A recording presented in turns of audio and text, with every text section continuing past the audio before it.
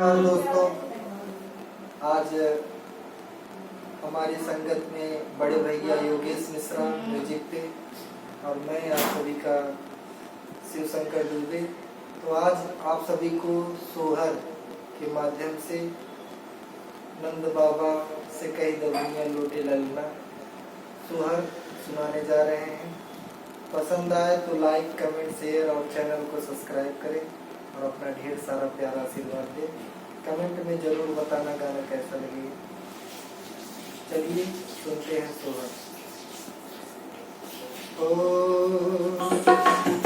Nand Baba